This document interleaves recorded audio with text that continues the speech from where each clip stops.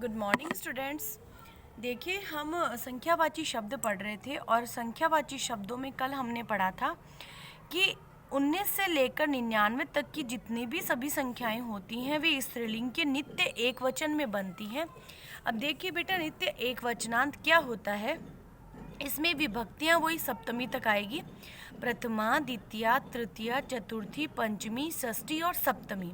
लेकिन विशंति शब्द किस प्रकार से बनेंगे। प्रथमा विभक्ति में विशंति का रूप बनेगा विशंति, द्वितीय का विशंतिम, तृतीय का बनेगा विशंत्या, चतुर्थी विशंतय या विष्णये, पंचमी का हो जाएगा विशंत्या या विशंते, षष्ठी का विशंत्या या विशंतय, सप्तमी का रूप होगा विशंत्यामय विशंतौ और त्रिशत का प्रथमा विभक्ति रूप होगा त्रिशंत, त्रिशतम द्वितीय रूप, तृतीय रूप बनेगा त्रिशंता, चतुर्थी रूप बनेगा त्रिशंतई, पंचमी रूप बनेगा त्रिशंतय, षष्ठी रूप बनेगा त्रिशंतय और सप्तमी रूप बनेगा त्रिशंती। इसी प्रकार से देखिए, षष्ठी रूप बनेगा षष्ठी, द्वितीय बनेगा षष्ठीम, तृतीय रूप बनेगा षष्ठ्या, चतुर्थी रूप बनेगा षष्ठई, पंचमी रूप बनेगा षष्ठ्या, षष्ठी रूप बनेगा षष्ठ्या और सप्तमी का रूप बनेगा षष्ठ्यामय। यानी कि 19 से लेकर 99 तक की सभी संख्याएं इस प्रकार से चलेंगी। अब देखिए बच्चों, चत्वारिशत तथा पंचाशत के रूप त्रिशंत के समान चलेंगे।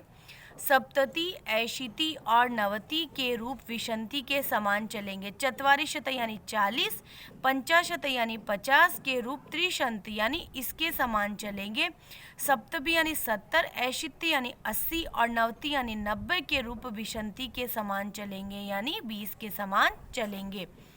अब देखिए, विभक्ति में प्रथमा रूप कति, कति का मतलब होता है कितना, तो कितने बालक आसन यानी कितने बालक थे। इनमें विद्यार्थियों की सुविधा के लिए यहाँ कति के शब्द रूप दिए जा रहे हैं। देखिए, विभक्ति में प्रथमा के रूप कति, विभक्ति द्वितीय में बनेगा कति, तृतीय विभक्ति में कतिभि और चतुर्थी विभक्ति में कतिभ्य, पंचमी विभक्ति में कतिभ्य, षष्ठी विभक्ति में कतिनामय और सप्तमी विभक्ति में आ जाएगा कतिषु। देखिए, कति शब्द नित्य बहुवचनात् होता है और इनके रूप तीनों लिंगों में क्रम से एक जैसे चलते हैं। अब देखिए क्रमवाचक शब्द। अब देखिए, क्रमवाचक शब्द में क्या होता है, जहाँ संख्या के माध्यम से किसी क्रम का बोध होता है, यानी संख्या के यानी किसी डिजिट के माध्यम से हम किसी क्रम का यानी किसी लाइन का बोध होता है, वो क्रमवाचक कहलाता है। सामान्यतः एकोनविंशति यानी 19 से बड़ी संख्या के संस्कृत शब्द में तम यानी नपुंसकलिंग और पुल्लिंग में तमी स्त्रीलिंग में जोड़कर क्रमवाचक शब्द बनाए जा सकते हैं। कैसे? जैसे एकोनविंशति में एकोनविंशतिम तम तथा एकोनविंशति तमी यानी 19वां और 19वीं, त्रिशंत और त्रिशंतम में 30वां, चत्वारिशत और चत्वारिशतम में 40वां, पंचाशत से पंचाशतम 50वां, षष्ठी से षष्ठीतम 60वां, सप्तमी से सप्तीतम 70वां, अशंति से अशीतितम 80वां और नवति से नवतिमम 90वां, शतम से शततम 100वां इत्यादि क्रमवाचक शब्द बनते हैं। देखिए बेटा, आपको ये वाला वर्क अपनी कॉपी में करना है और ये वाली लाइनें अपनी कॉपी में नहीं लिखनी है, केवल आपको ये कति के विभक्ति रूप लिखने हैं।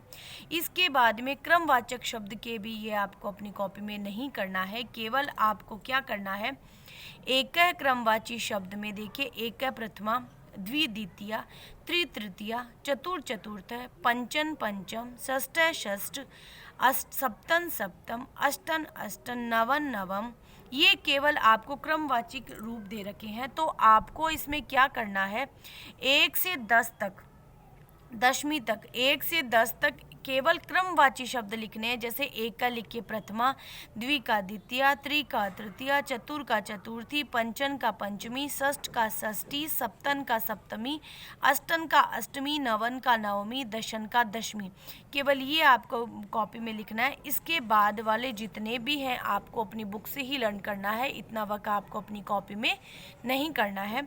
अब देखिए बेटा, इसमें क्या होता है, एकादशन यानी एकादश, इसको हम क्रमवाची संख्या में लिखेंगे एकादशी, द्वादशन को लिखेंगे द्वादशी, त्रयोदशन को लिखेंगे त्रयोदशी, चतुर्दशन को लिखेंगे चतुर्दशी, पंचदशन को लिखेंगे पंचदशी, षोडशन को लिखेंगे षोडशी, सप्तदशन यानी 17 को लिखेंगे सप्तदशी, अष्टादशन यानी अष्टादशी, नवदशन का हो जाएगा नवदशी और एकोनविंशति यानी एकोनविंशी। अब देखिए विशंति का रूप लिखेंगे विषय यानी विष्तिम यानी कि विष्टितिम तमी। ये वाला वर्क आपको अपनी कॉपी में नहीं करना है, आपको बुक से ही लर्न करना है। केवल आपको 1 से 10 तक की क्रमवाची संख्याएं अपनी कॉपी में करनी है। धन्यवाद।